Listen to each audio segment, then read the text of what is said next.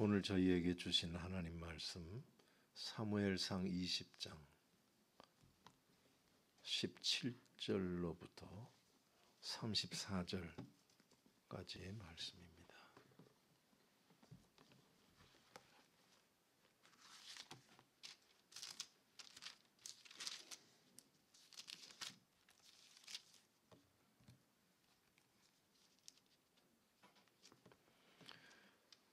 제가 받들어 읽겠습니다.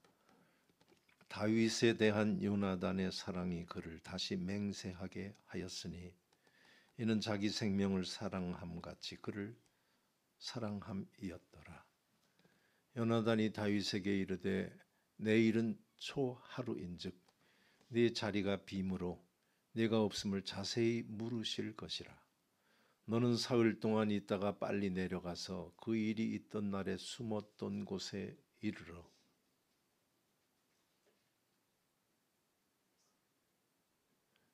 에셀 바위 곁에 있어라.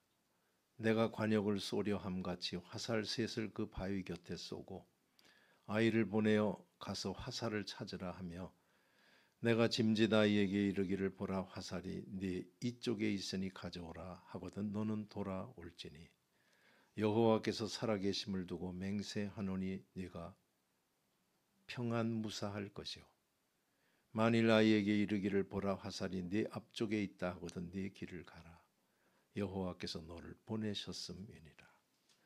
너와 내가 말한 일에 대하여는 여호와께서 너와 나 사이에 영원토록 계시느니라 하니라.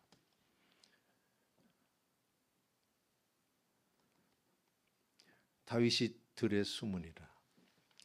초하루가 되매 왕이 앉아 음식을 먹을 때 왕은 평시와 같이 벽 곁 자기 자리에 앉아 있고 요나단은 서 있고 아브넬은 사울 곁에 앉아 있고 다윗의 자리는 비었더라.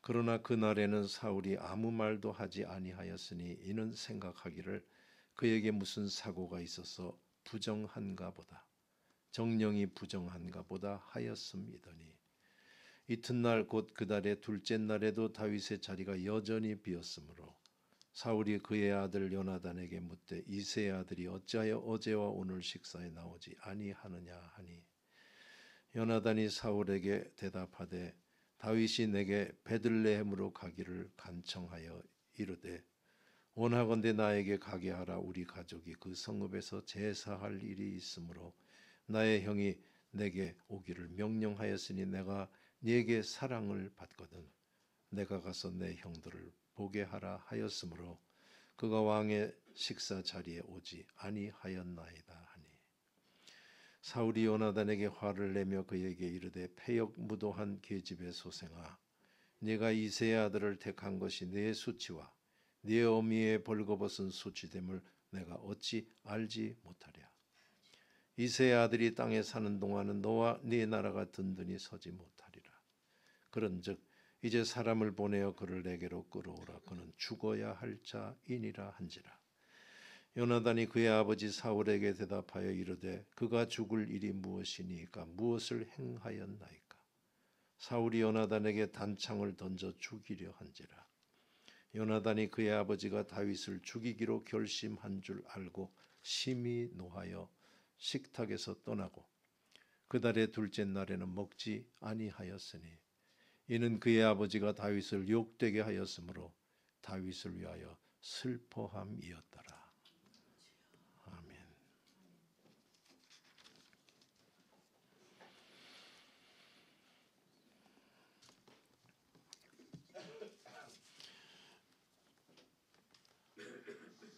요나단이 다시 다윗 앞에서 맹세를 하는데 그 이유는 다윗을 사랑했기 때문이랍니다. 맹세는 그 뒤에 나옵니다. 이제.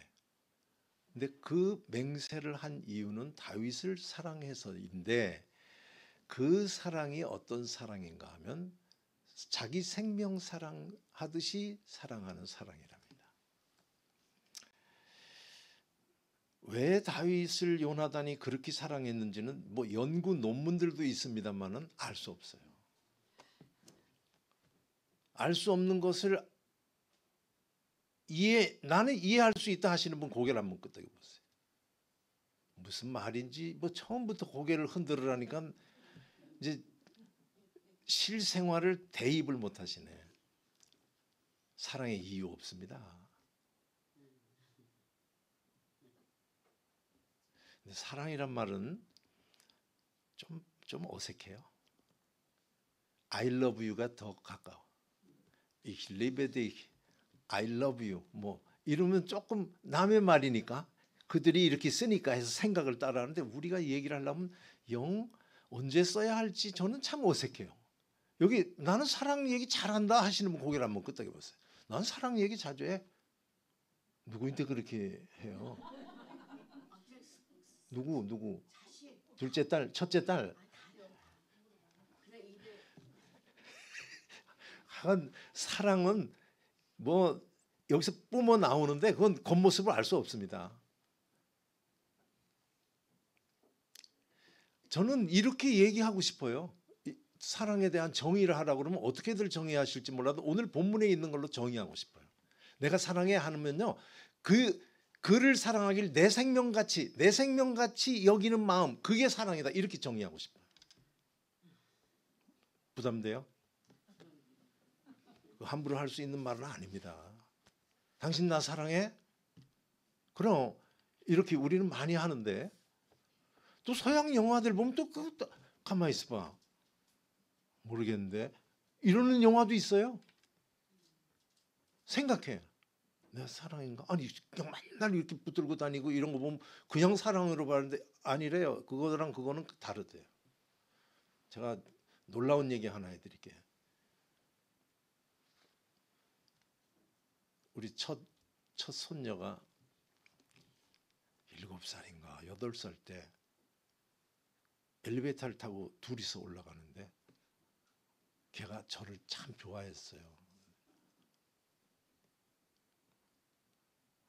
할아버지가 죽을 일이 생기면 내가 대신 죽을 거야.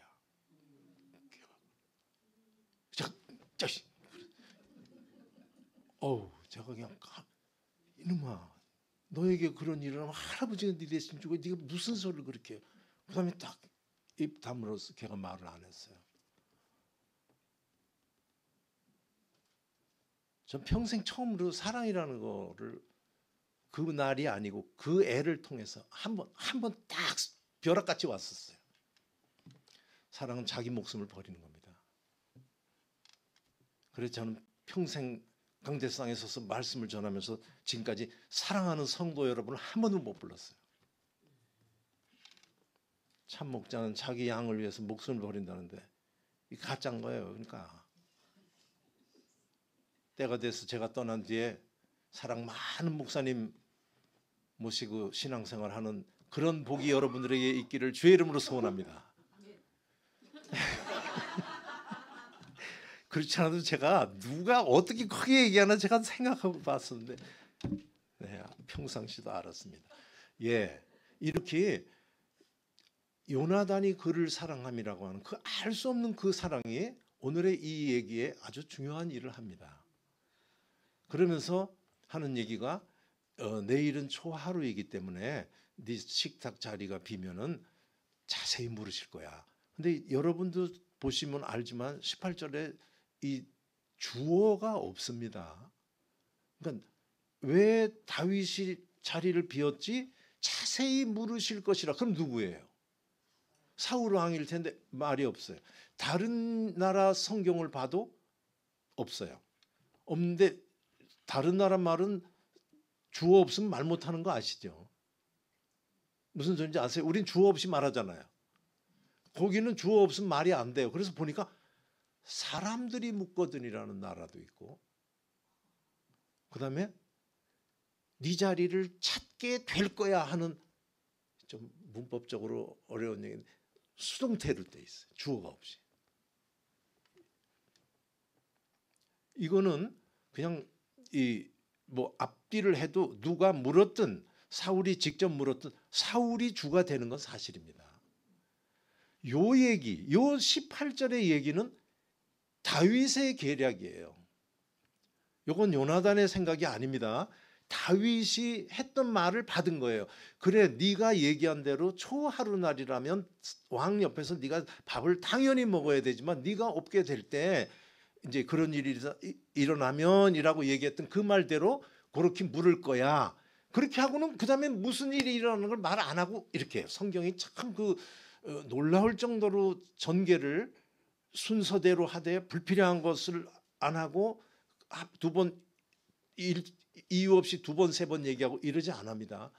여기서 딱 그냥 그 다음엔 자기가 얘기를 해요. 너는 이제 3일 동안 숨어 있다가 3일 된 날 빨리 올라와 가지고서 이 약속한 이 바위에 와 있어. 여기서부터가 이 요나단의 계략입니다. 그러니까 요나단의 답이에요. 이게 맹세예요. 다윗은 간절히 바랐던 게 그거예요.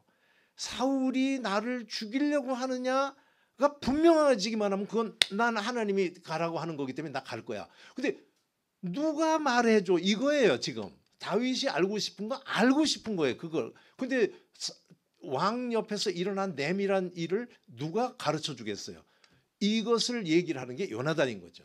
알아들으시겠죠? 요나단에게 원하는 건 딱 한 가지. 왕이 어떻게 행동하냐. 나는 빠질 거야. 그러면 그때 물어볼 다음에 네가 대답을 하면 그가 어떤 행동을 하느냐에 따라서 아 이제 하나님이 나를 가라고 하는 거구나. 이렇게 내가 하려고 그래. 이겁니다. 그러니까 그걸 받아서 해줄게. 맹세한 거예요.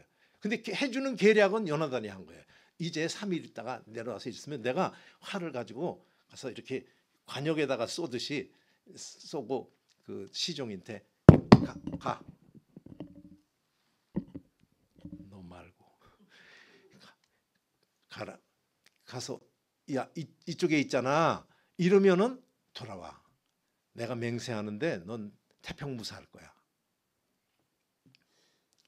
근데 너가 네 앞에 있잖아 라고 얘기를 하면은 그러면 가라. 그 이유는 여호와께서 너를 보내신 거야 라고 자기의 이 방안을 제시합니다. 그리고는 이제 둘이서 우리 하나님 앞에서 하는 거다 이렇게 하고 얘기를 했답니다. 다윗은 그걸 알면 좋게요. 그거를 얘기를 내가 이렇게 해줄게 했대요. 저는 왜 이런 방안을 했는지는 알 수 없어요. 왜냐하면 나중에 보면 이 다윗과 요나단이 막 입을 맞추며 이제 서로 평안하기를 하고 헤어지는 걸 보면 그냥 와서 귓속말로도 말을 해도 될 텐데 뭐 보이지 않는 눈이 있었는지 그건 알 수 없어요. 아주 이렇게 딴청을 부려야만 겨우 이 메시지를 전해야 되는 이런 환경이 어떻게 됐는지는 알 수 없어요. 어쨌든 그러면 여호와께서 보내신 거야. 다윗은 이 말만 들으면 돼요. 도망은 얼마든지 하면 돼.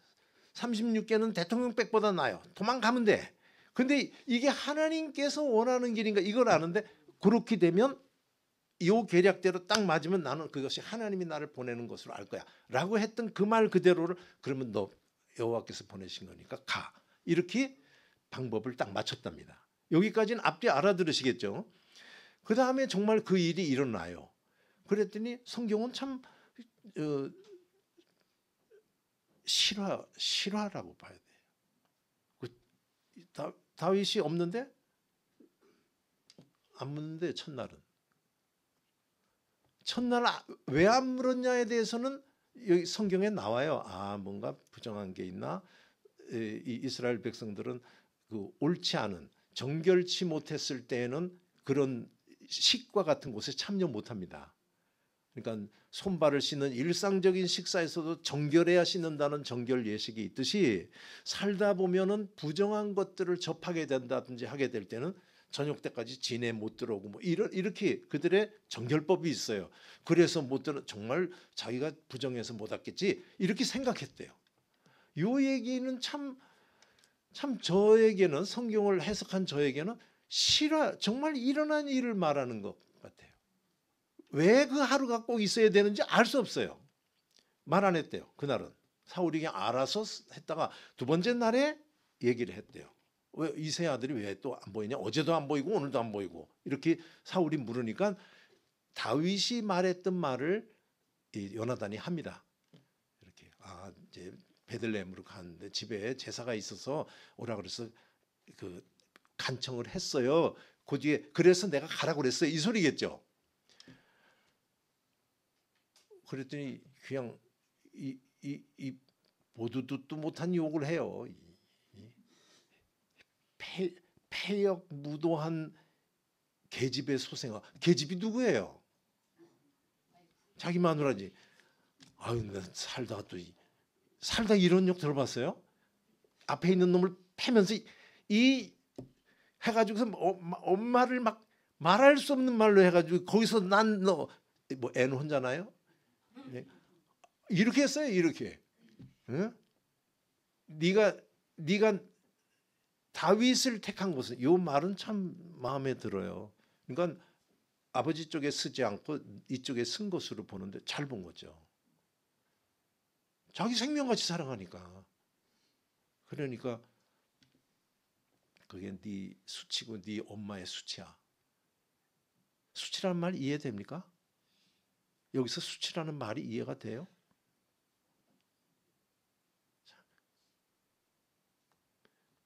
여러분들도 다른 말로 바꿔보세요. 저는 그냥 아주 편안한 말로 그건 가장 멍청한 짓 한 거야. 너도 네 엄마의 멍청이고 다 그 멍청한 짓이야. 선택하면 나를 선택해야 돼. 이 소리입니다. 그렇게 수치를 그렇게 보시면 돼요. 다른 나라 성경도 수치라고 나와 있는데 우리에겐 좀 그렇습니다. 그랬더니 그 뒤에다 붙여서 하는 얘기가 그 놈이 이 땅에 살아있는 동안에는 너와 네 나라가 든든히 서지 못해. 그러니까 이 사울이 난리치는 이유는 요나단 위한 거라는 거죠. 그런데 요나단이 그러니까 꼭 잡아와 죽어야 돼 걔는. 그랬더니 걔가 뭘 했어요? 무슨 잘못을 했어요? 이렇게 했더니 사울이 창을 던져 죽이려고 했대요. 창을 안 던진 것 같아요. 던졌을까요?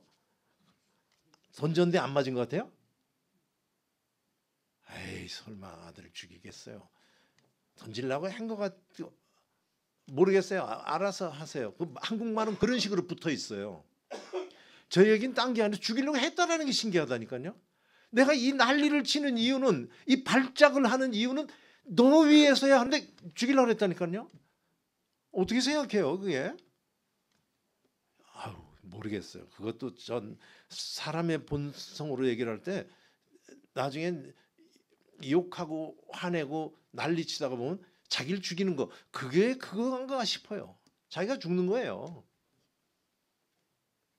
그래서 화가 나가지고서 밥도 안 먹고 해서 요나단이 슬퍼했다라고 본문이 말씀을 합니다.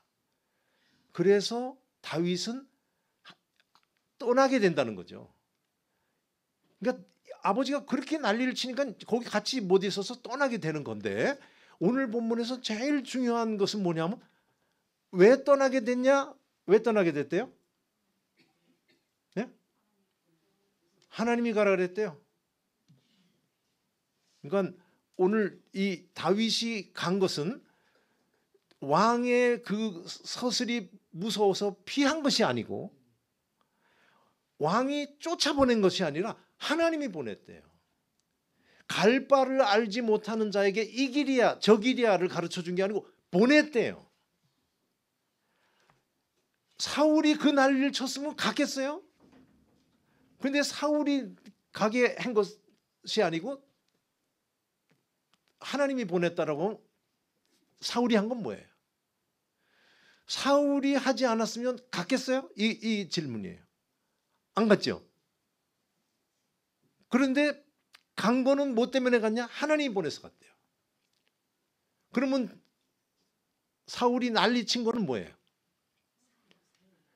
예? 뭐라고요? 네네네네. 예, 사용. 도구로 쓴 거죠.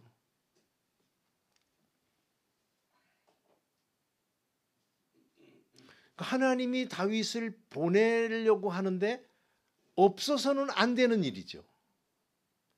다윗을 보내려고 하는데 없어서 안 되는 거 가만 거슬러 보니까 요나단이라고 하는 사람이 그를 자기 생명처럼 사랑하지 않았으면 이런 계략이 있을 수가 없는 거죠. 이 하나님이 다윗을 보내려고 하는 것이 맞다라고 하면서 돌아보면 이 일이 거슬러 가면 다윗이 골리앗 죽이고 들어올 때 여인들이 사울은 천천히고 다윗은 만만이야. 이거 안 했으면 사울이 이렇게 팩 돌았을 수 있어요? 또 더 거슬러 가니까 요나단 이 골리앗하고 싸움하지 않았으면 이 일이 일어났겠어요? 제가 지금 무슨 말을 하는지 아시겠어요? 이 하나님께서 하신다라고 하는 이 고백과 같이 이 일을 보게 되면요, 이 일이 이루어지기 위해서는 나라 간의 전쟁도 다 필요하다라고 하는 얘기죠. 제가 지금 말씀드리는 거를 느낌이 오시나 모르겠어요. 우리의 삶이 여기 다 들어있다고 봅니다. 오늘 이 말씀은 제가 입심이 부족해서 여기까지 해요. 그러니까 여러분들이 이 입심을 보태기를 오늘 집에 가서 가지고 언제라도 다 아는 거지만 창세기 37장에서부터 50장까지 그 부분을 보시기 바라요. 거기에 제일 주인공이 뭔지 아세요? 누군지 아세요? 요셉이란 사람입니다. 창세기 37장에서부터 38장 한 장만 빼고 37장 39부터 50장까지가 요셉이라고 하는 사람이 주인공이에요. 이 요셉이라고 하는 사람 때에 이것이 다 일어나요. 이거보다 더 실질적으로 일어나요. 17살 됐을 때 그는 자기 아버지가 부인 넷을 거느린 집안의 11번째 아들로 태어납니다. 그런데 그 11번 자기 빼고 10명은 몽땅 다 배다른 형들이에요. 그런데 이 사람을 특히 아버지가 엄마 없다고 예뻐하면서 하는데 얘가 꿈을 잘 꿔요. 아시죠? 그래가지고선 어느 날 얘기를 하는데 이제 너무 황당한 얘기를 하는 거죠. 볕단을 세웠는데 내 볕단에 고개 숙입디다. 또 하늘에 다음에 또 하늘에 해와 달 그리고 11별이 또 나한테 고개를 숙입디다. 그 성경 보시면 11개라고 나오대요. 아직 베냐민 나오지도 않을 때 이미 11개. 참 그래요. 그렇게 했는데 그 형들이 미워가지고 보내잖아요. 애굽으로 노예로 보냅니다. 그런데 그 안에서 죽을 고생을 하며 노예 생활, 감옥 생활 하다가 어느 날 엄청난 흉년이 왔을 때 이 요셉이 바로에게 가가지고 그 흉년 오기 전에 이게 꿈으로 보여진 그걸 꿈을 해몽을 쫙 해주는 거죠. 그 이후에 진짜 다 죽게 되니까 흉년 2년째에 이 이스라엘에서 자기 형들이 와가지고서 곡식을 사러 옵니다. 그러면서 머리를 숙여요. 그때 이미 이 요셉은 총리 대신이 됐죠. 성경을 보시면 그때 이 요셉이 그렇게 표현해요. 꿈을 기억했더라 그래요. 자기 꿈을 생각했대요. 그리고 형들이 나중에 총리인 줄 알고 깜짝 놀랄 때 이 요셉이 표현합니다. 나를 애굽에 팔았으므로 염려하지 말고 한탄하지 마세요. 나를 이곳에 보낸 것은 당신들이 아니고 우리 생명, 우리 집안의 생명을 지면에 남겨두고 우리 흉년에 우리 아버지와 형들이 살게 하기 위해서 나를 하나님께서 보내신 겁니다. 이젠 다 해석돼요. 요셉의 머릿속에는 17살에 아니면 자기 집안에 엄마가 왜 4명이나 있고 형들은 왜 그렇게 배다른 형이 많은지 다 해석이 돼. 다 이해되고 다 귀해요. 모두 귀해요? 보디발 장군 부인도 귀해요. 보디발 장군 부인 아니었으면 감옥에 안 가면 왕의 신하들의 꿈을 해석 못하고 그렇지만 또 바로의 이거 싫어합니다. 성경에 보시면 오늘 본문보다 더 세밀한 내용들이 들어있어요. 믿는 자라고 하는 자들은 누구냐? 지금까지 지내온 게 하나님의 은혜입니다. 고백하는 것이 믿는 자들입니다. 나의 나됨, 오늘 내가 이 자리에 있기 위해서 하나님께서는 모든 것을 이용하여 나를 여기 세웠습니다. 이 고백이 믿는 자들의 고백이에요. 그렇다라고 하면서 우리의 삶을 뒤져보면은 천재지변도 나라에 오늘 여기 있게 하기 위해서 일어났던 일이고, 집에 가셔서 룻기 같은 것을 보시면 돼요. 룻기의 모압 땅에서 태어나서 모압 땅에서 죽을 여인 룻이라고 하는 한 여인을 데리게 하기 위해서 그 엄청난 풍파를 일으켜서 온 이 지면에서 음식 때문에 허덕거리는 그런 일도 벌어지게 하고, 자기의 남편도 죽고 자기의 아들도 다 죽는 이 비극적인 일도 딱 이거 하나 위해서라고 한다면 없어서는 안 되는 귀한 일들이라고 하는 것을 성경은 룻기에서 보여주고 요셉의 일에서 보여주고 오늘까지 우리의 삶에서 보여줘요. 하나님께서 나 어디로 가는가, 하나님 알아맞혀 보세요. 나 어디로 가까이, 이리 가까이 저리 가까이, 동전 던지고 침 맞고 이런 것과 비슷하게 갈 길을 모를 때 이거 가르쳐 주는 것이 아니고 하나님이 보내셨음이라 그랬어요. 하나님의 계획 가운데 있었다는 거죠. 이게 믿는 자입니다. 이 믿음으로 오늘 위치에 서서 지난 날을 한번 정리해 보시는 우리 성도님들 되시기를 주의 이름으로 소원합니다. 여기 자리가 아니고 집에서도 한번 정리해 보시기 바래요. 어쩌다가 나는 여기 횡성 땅에 있나? 그거 없었으면 안 됐겠네. 그 일이 있었네. 어쩌다가 그러한 일들에 얽혔었는지, 왜 나는 이런 자녀들을 거느리고 살면서 이렇게 살았던가, 다 연결시키시면은 다 하나님께서 오늘 나를 여기 세우기 위한 도구였다라는 것을 깨닫게 되지 않을 수가 없어요. 그것을 하나님 앞에 철저히 인정하면서 앞으로도 하나님께서 그 일을 인도해 가실 텐데 거기에 걸맞는 나의 마음은 어떤 것인가 돌아보시면서 이 고백은 하늘까지 닿는 고백을 해놓고 온 일생을 싸잡는 고백을 다 해놓고 그때 그냥 하늘까지 마음이 올라갔다가 땅에까지 내려지는 그런 삶을 사는 우리의 모습이 조금 나아지지 않겠나 싶어요. 엄청난 고백을 지금까지 한 거예요. 우리가 한 게. 지금까지 지내온 게 하나님의 은혜입니다.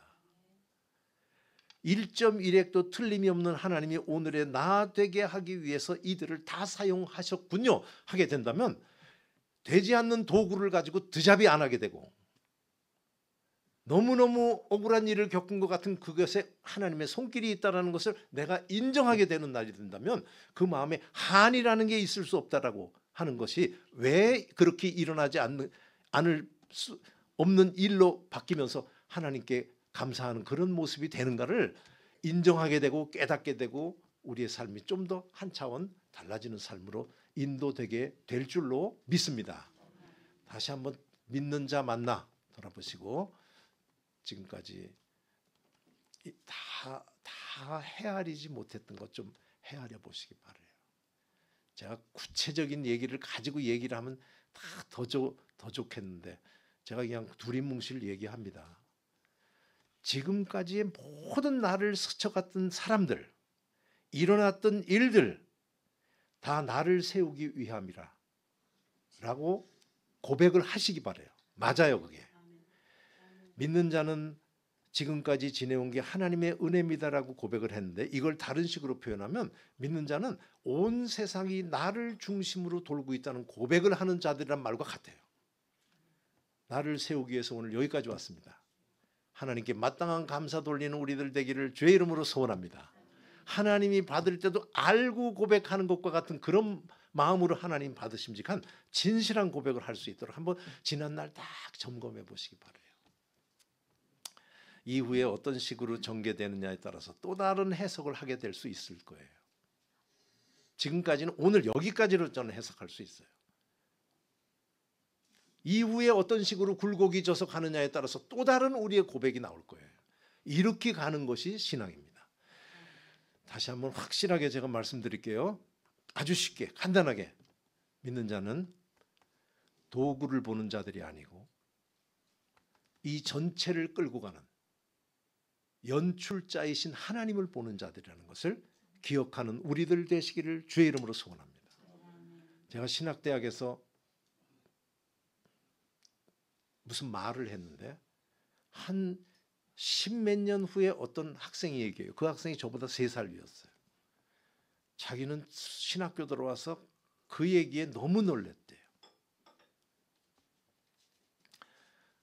제가 그랬대요. 우리 모두 하나님 농간에 놀아납니다.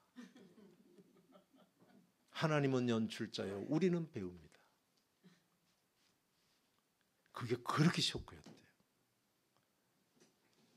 표현이 어떨지 몰라도 받아들이는 우리들 되기를 바라요. 되지 않는, 그냥 스쳐 지나가도 되고 그냥 대서대서 해도 되는 그 사소한 것에 목숨을 걸고 붙들고 하는 그 도구에 몸부림치는 건 온 세상 사람들이 다 해요. 우리는 연출자와 같이 가는 자들이라는 걸 기억하시면서 하나님을 늘 보면서 일어난 모든 일을 하나님의 눈으로 바라보면서 모든 것을 감사의 제목으로 만드는 그런 삶 살게 하기 위해서 하나님께서 우리에게 믿음을 주셨어요. 믿음으로 승리하는 우리들 되기를 주의 이름으로 소원합니다. 누구를 가르치기 위해서가 아니고 내 영혼이 기쁘고 평강하고 힘이 넘쳐서 그런 삶을 살 수밖에 없도록 한번 하나님의 눈으로 지난 날을 점검하시면서 있는 힘껏 하나님께 찬양하고 이후의 삶도 뚜벅뚜벅 하나님과 같이 가는 자다운 승리자의 삶을 살다가 주님 앞에 가는 우리 모두 되시기를 바라서 이 말씀을 전했습니다. 기도하겠습니다. 아버지 하나님, 감당할 수 없는 큰 하나님의 섭리를 할 수 없이 그래도 돌아볼 수 있는 말씀을 주시고 말씀을 해석하게 하시고 전하게 하시고 아멘으로 받게 해주시니 감사합니다. 지금까지 몰랐던 것도 없고 고백하지 않은 것도 없습니다. 이 고백의 진의가 우리를 더욱 두드리게 하셔서 모든 지금까지의 얽히고 설키고 높고 낮은 모든 것을 하나님 앞에서 잘 해석하며 하나님께 모든 것을 싸잡아서 영광 돌리는 우리들 되게 해 주시고 이후의 삶 하나님 손잡고 뚜벅뚜벅 고백에 걸맞는 삶 살다가 주님 앞에 가는 우리 되게 해 주시옵소서. 다시 한번 온 마음을 다하여 믿음 주신 하나님께 진심으로 감사드리오니 하나님 이 감사 받으시고 끝까지 믿음으로 승리하다가 주님 앞에 가는 우리 되게 해 주시옵소서. 예수님의 이름으로 기도하옵나이다.